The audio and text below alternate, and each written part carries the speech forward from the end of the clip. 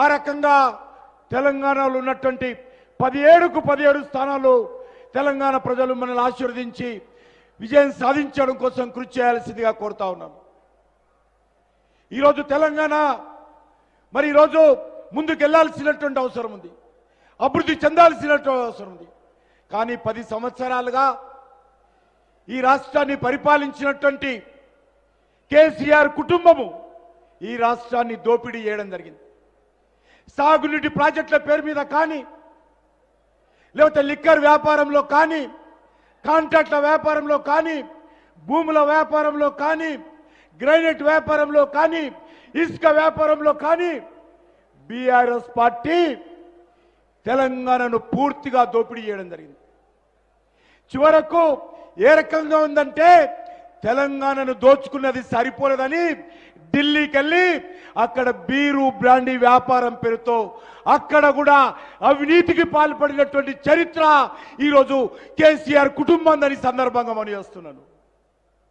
అందుకే ఈరోజు మనమందరం కూడా ఈ అవినీతి వ్యతిరేకంగా పోరాటం చేయాలి. ఈరోజు సిగ్గుండాలే బీఆర్ఎస్ పార్టీ నాయకులకు చేసింది అవినీతి కుంభకోణం జరిగింది ఢిల్లీలో. అది ఎక్కడ కూడా తెలంగాణ రాష్ట్రానికి కానీ తెలంగాణ రాష్ట్ర రాజకీయాలకు కానీ సంబంధం లేదు. జరిగింది ఢిల్లీలో, దోపిడీ చేసింది, వ్యాపారం చేసింది బీరు బ్రాండీ వ్యాపారము ఢిల్లీలో. ఇక్కడ వచ్చి ఇక్కడ భారతీయ జనతా పార్టీని కేంద్ర ప్రభుత్వాన్ని మాట్లాడుతూ ఉన్నారు. ఈరోజు చాలా దుర్మార్గంగా ఈరోజు ఈ రాష్ట్ర రాజకీయాలలో కాంగ్రెస్ పార్టీ బీఆర్ఎస్ పార్టీ వ్యవహరిస్తూ ఉంది.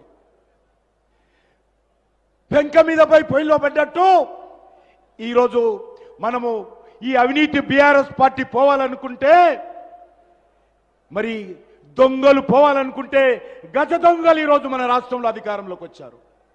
కాంగ్రెస్ పార్టీ హయాంలో దోపిడీ జరగనటువంటి సంఘటన లేదు. లక్షల కోట్ల రూపాయలు కాంగ్రెస్ పార్టీ దోపిడీ చేయడం జరిగింది. అందుకే మీ అందరిని కోరుతా ఉన్నాను, ఈ రాష్ట్రంలో నిజమైన మార్పు రావాలంటే నరేంద్ర మోడీ గారి నాయకత్వంలో తెలంగాణలో 17కు 17 సీట్లు తెలంగాణ ప్రజలు గెలిపించాల్సిందిగా కోరుతా ఉన్నాను. నేను ఈ సందర్భంగా మనవి చేస్తా ఉన్నాను, ఖచ్చితంగా తెలంగాణ